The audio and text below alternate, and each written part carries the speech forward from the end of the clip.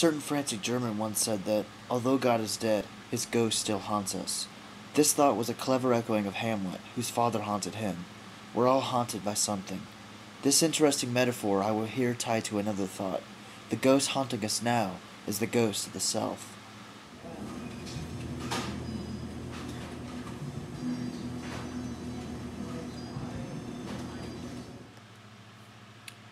I hate to break it to you, but there's no such thing as the self. When people say that they are looking for themselves, what they really mean is something else. Rather than discover a self, as though it were an object inside of us that we could find, we construct ourselves out of the things and images that are outside of us.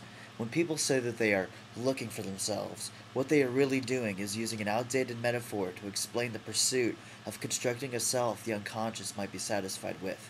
The consciousness is designed to please the unconscious, for good or worse. But for worse, who shapes the unconscious in our culture?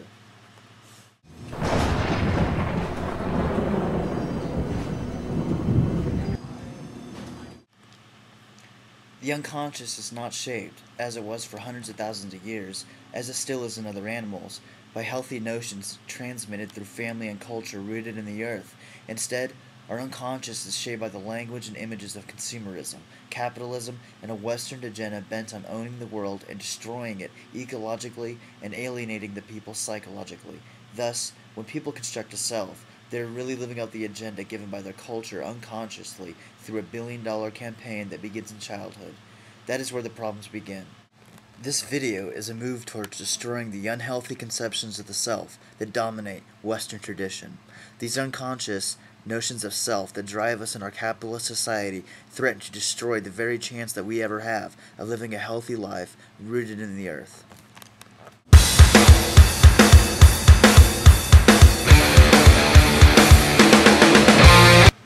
The notion of the self as an indivisible Cartesian entity separated from the world has been sufficiently deconstructed, first by David Hume in the 18th century and even more sufficiently by Heidegger in the early 20th century. The status of the self is being further demoted by current psychology and neurology, and, of course, by postmodern theory. The non-existence of the self, as is traditionally understood, is taken for granted by many, including me, as being obvious and clearly not there.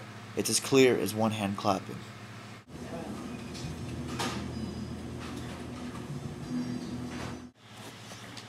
And yet, despite all this, and even for me, the reason I'm making this video, notions of the self still haunt us. We still pretend that there is somewhere inside of us this thing we call the self.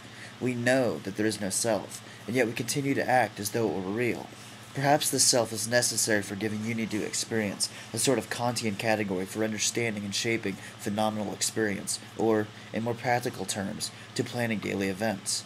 Even though we know intellectually, know in theory, that there is no such thing as a self, that there is no subject locked in this bone and skin, even though we know that the self is at best an illusion constructed by neural holographic tendencies, a theory that is explained by evolutionary psychologists, even though we know this, we still move on and act as though there is still a self. The belief in the self is a persistent illusion, isn't it? You believe in yourself, don't you? Self might seem harmless to you, but I want to argue that there are strong reasons to exorcise this notion of the self.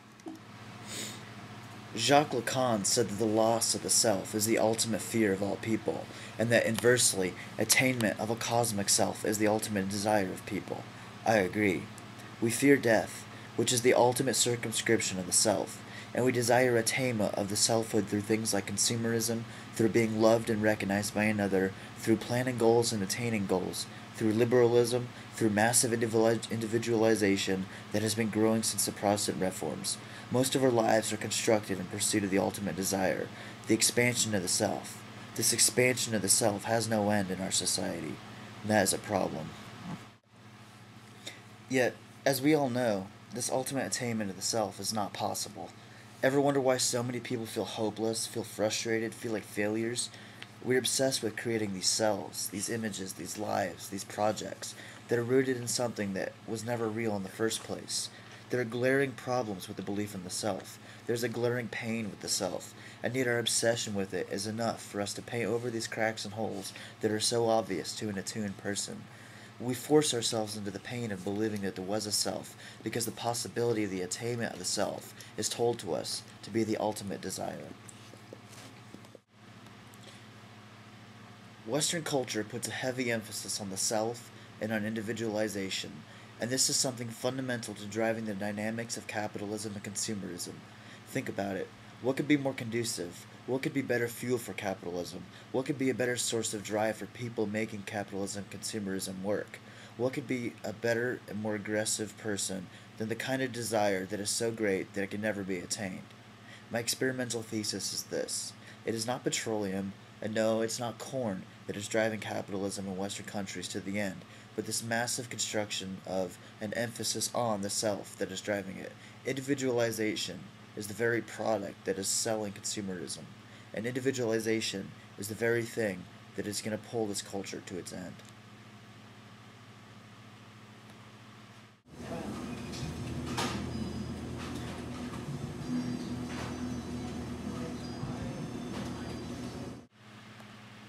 And what happens then when we take what has so far merely been a philosophical deconstruction of the self and animate it into our lives, thus refusing to live on anything built on an illusion, on a ghost, on a monster that threatens to destroy the possibility of an authentic life? Suppose we reconstruct the notion of the self to fit healthier needs, to meet ecological and psychological needs. There are so many better possibilities than the one we live through. My question for you is this. What is a healthier way to live than one enslaved to this mirage of the self? What can you, can I, can we do to exercise this notion of the self in order to possibly discover or reconstruct a self that is rooted in the earth, that is rooted in now?